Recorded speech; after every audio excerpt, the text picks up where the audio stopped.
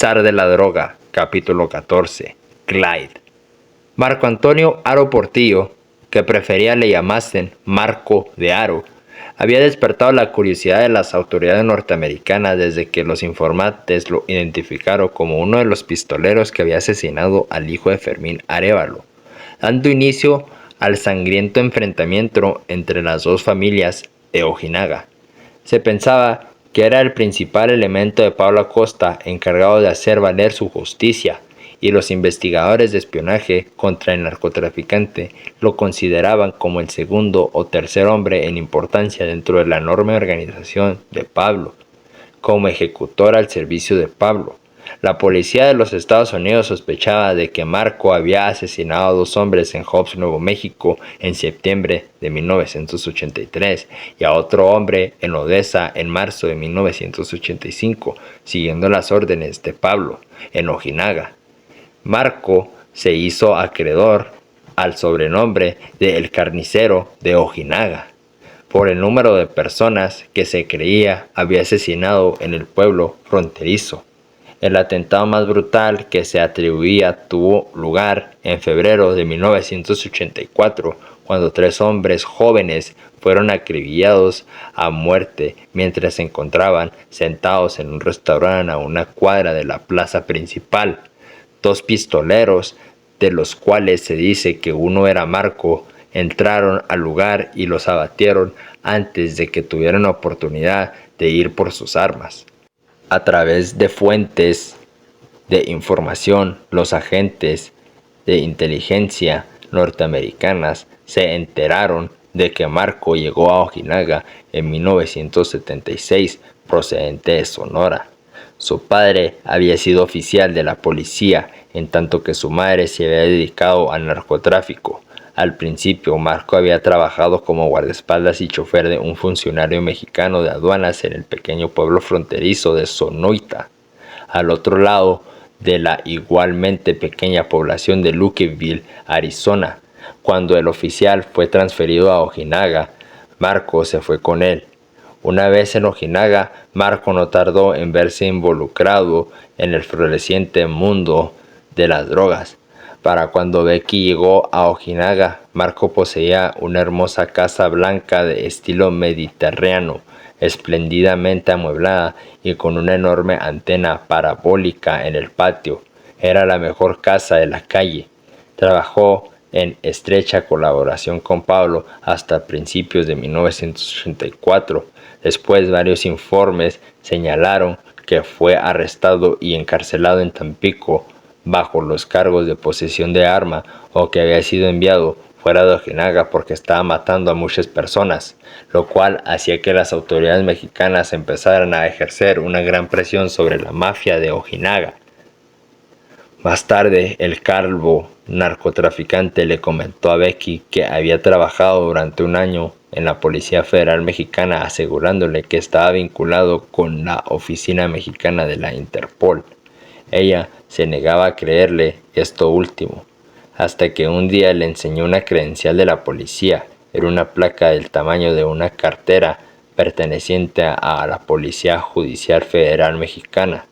En una de las placas de latón aparecía una fotografía de Marco, pero el nombre en el documento era el de Juan Barrera.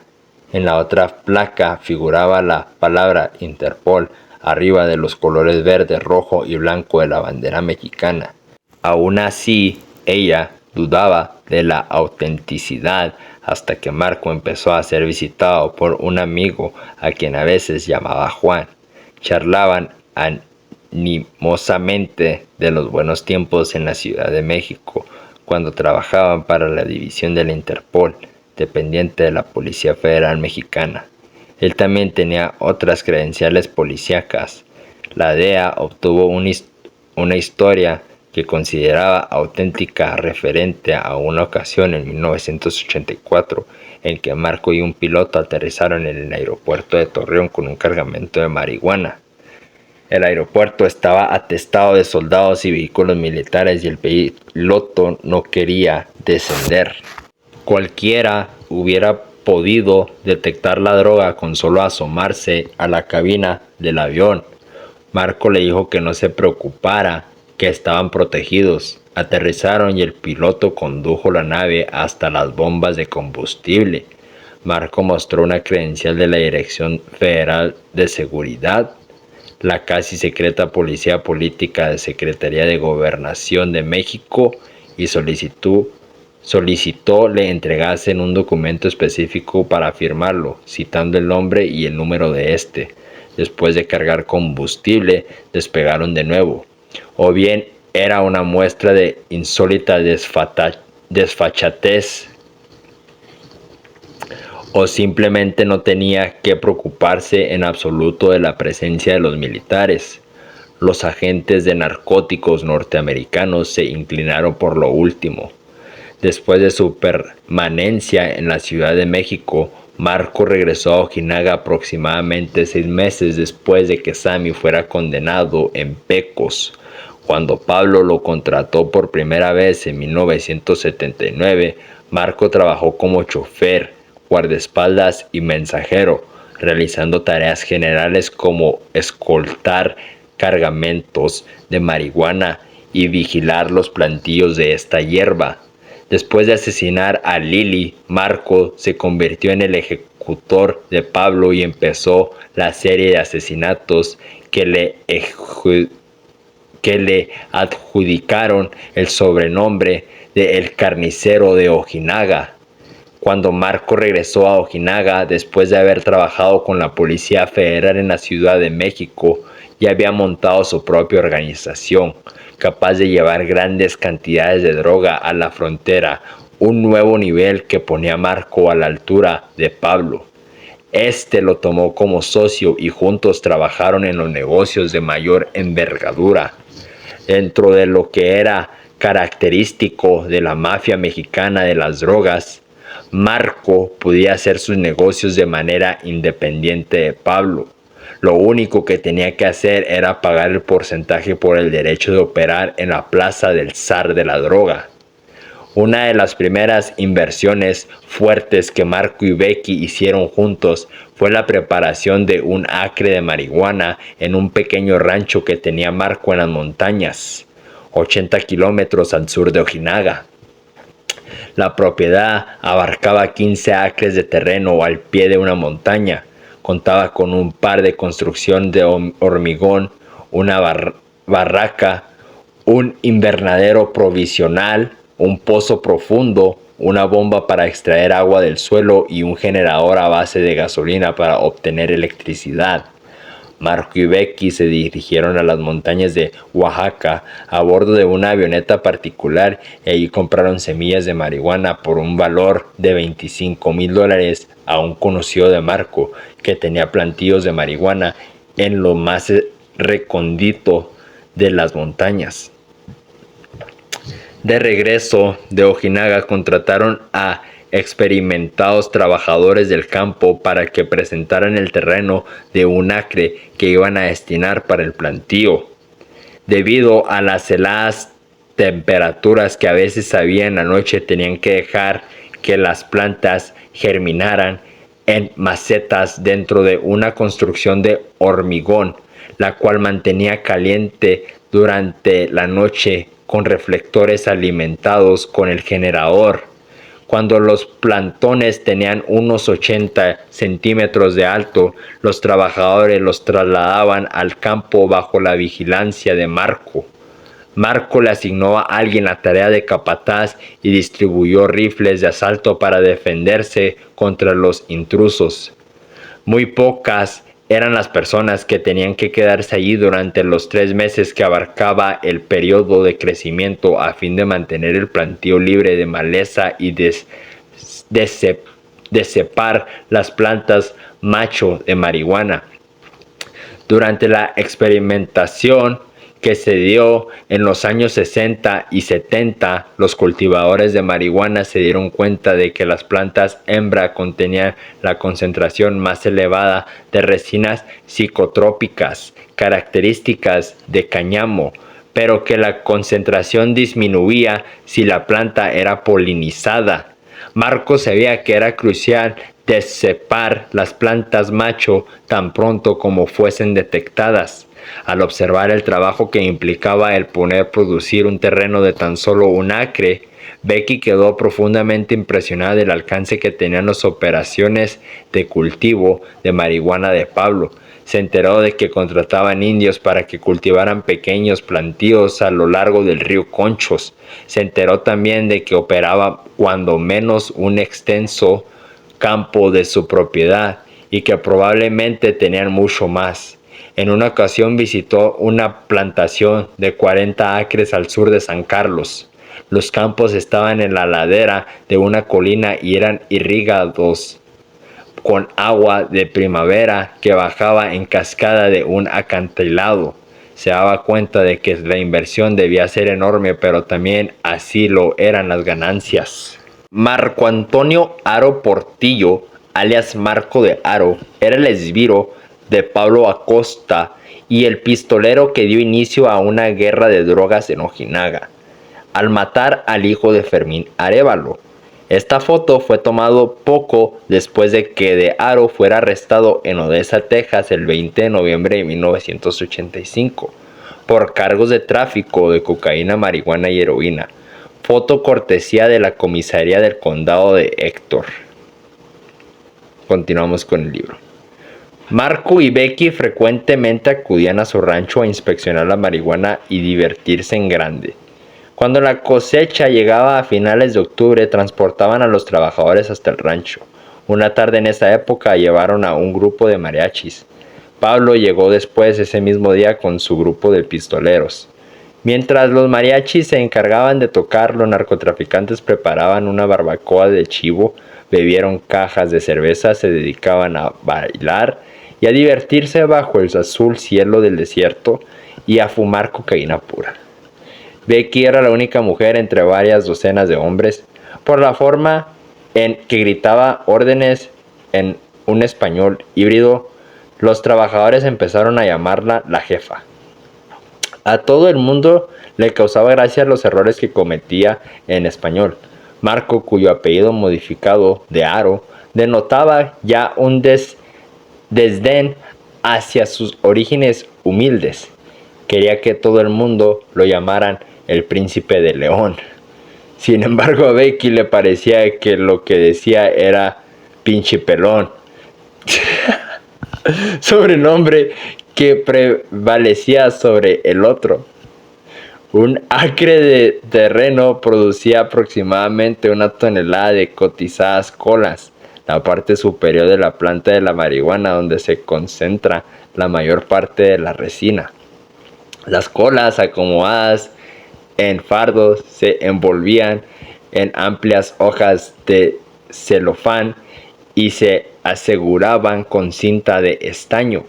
Marco y Becky mandaban todos sus fardos por avión al otro lado de la frontera, los cuales eran depositados en un rancho de Nuevo México, en las afueras de Hall.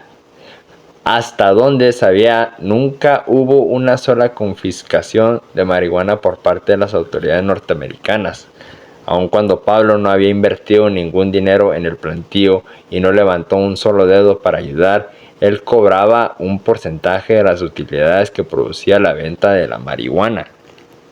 En teoría, y a través de su sistema de protección, eran tan intocables como Pablo. Sin embargo, de vez en cuando se suscitaban malentendidos.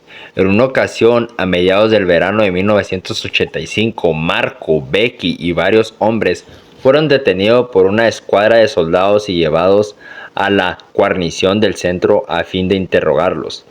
Marco, Becky, Armando, el hermano de Armando, Joaquín, algunos de los pistoleros y un comprador de marihuana de Hobbs se encontraban reunidos en una de las habitaciones del Hotel Roana.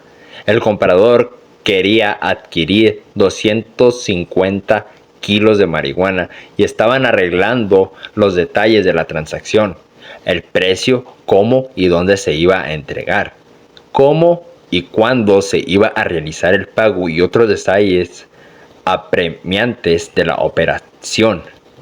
A la mitad de las negociaciones se escuchó un toquido en la puerta.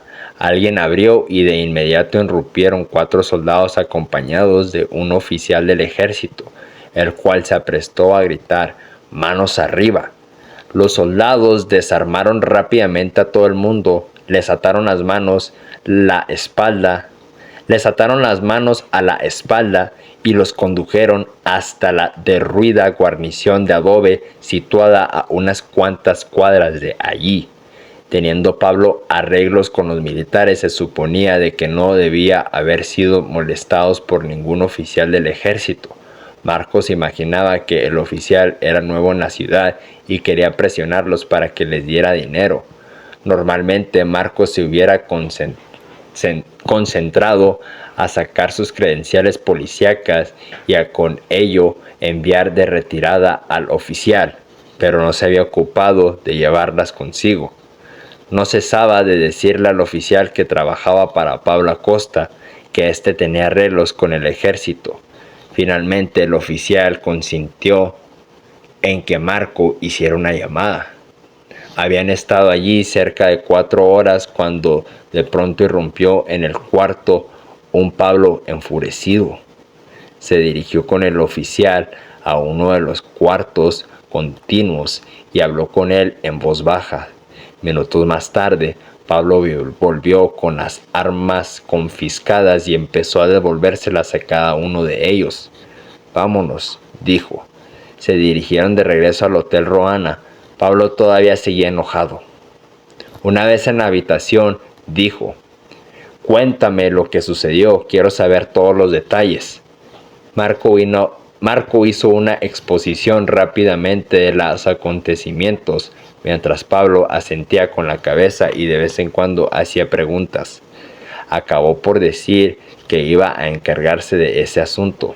Becky no volvió a saber nada, pero ya nunca más los volvieron a molestar. Según Becky, Marco a veces mataba el calor del momento en un acceso de ira. Más tarde ella aseguró verle matar a varias personas durante el verano de 1985. En una ocasión, Marco le había fiado unos 50 kilos de marihuana a un hombre de 20 y tantos años, diciéndole que quería su dinero de determinada fecha.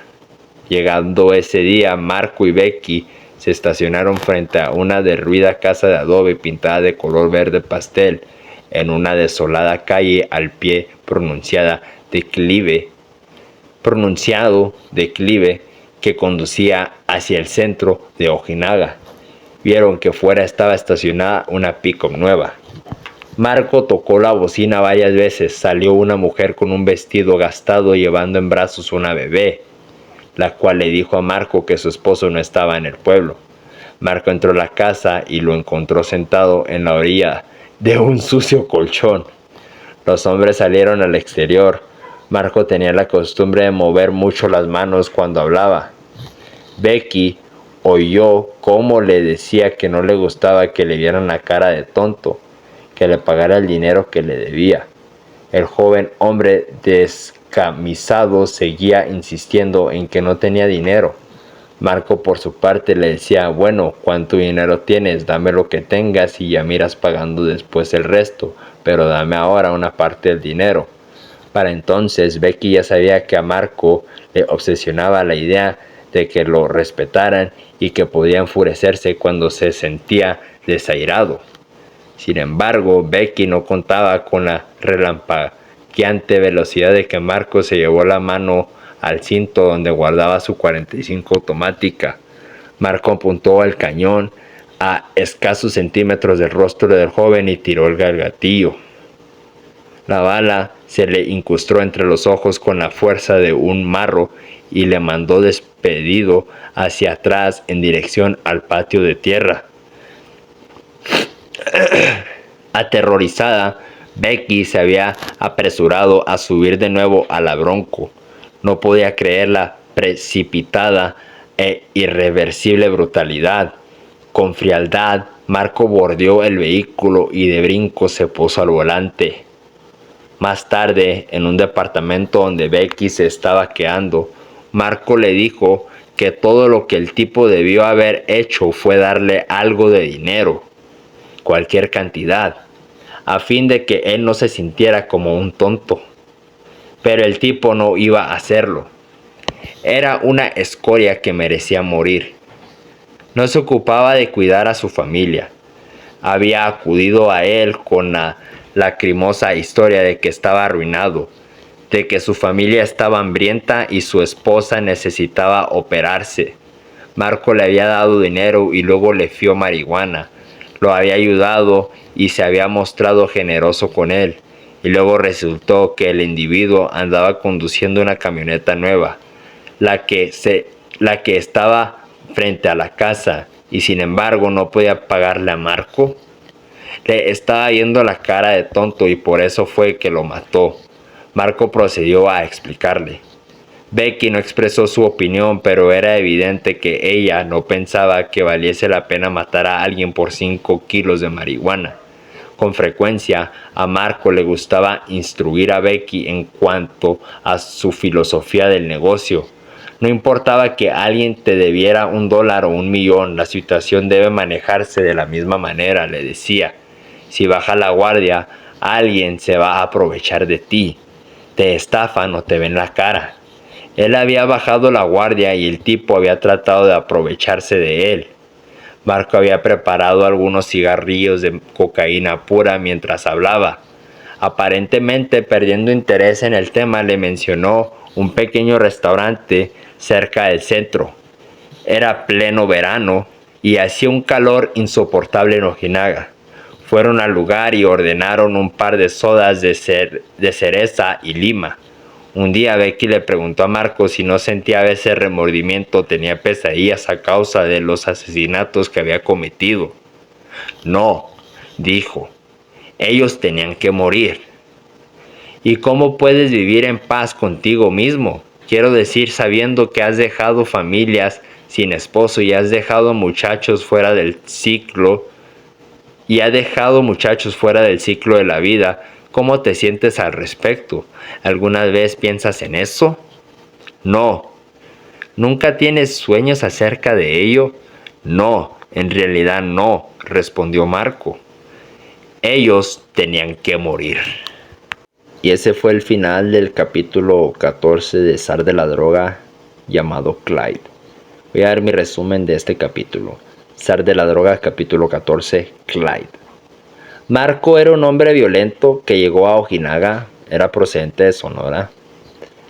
Él mató 2 hombres en Hobbs, Nuevo México, y 1 en Odessa, Texas. Pero en Ojinaga mató mucho más hombres. Mató tanto que se consiguió el apodo de El Carnicero de Ojinaga. Él también trabajó como federal y tenía credenciales con otro nombre, pero con su cara. Y según esto era policía de la DFS. Las credenciales esas, si nos acordamos bien, Pablo Acosta la tenía y se la daba a personas. O a lo mejor Pablo Acosta le ayudó en darle esa credencial de la DFS. Marco de Haro se tuvo que ir de Ojinaga por un tiempo porque estaba matando mucho y estaba calentando la plaza. Cuando regresó a Ojinaga de México, regresó con contactos y se hizo socio de Pablo junto con Becky, que ya era su novia en estos momentos. Becky y Marco eran Bonnie y Clyde, según esto. Ambos hacían trabajos juntos en sus negocios y se dedicaban a cosas ilegales, los dos, ¿verdad? Compraron un rancho y empezaron a tener sus propios plantíos. Marco era un hombre frío y violento, quien no intentara aprovecharse de él, como, no sé, pedirle dinero y no pagarle o algo así. Él iba y te mataba. Si le miraba la cara de tonto, él iba y te mataba y decía que no sentía remordimiento. Era un hombre frío, muy violento. Y si lo ves ahí en esa foto que tengo ahí, sí se ve frío el hombre, se ve que no le importa mucho.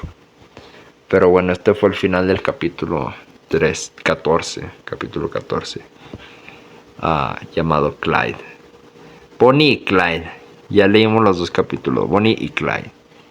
Pero bueno, denle like, suscríbanse y vamos a darle.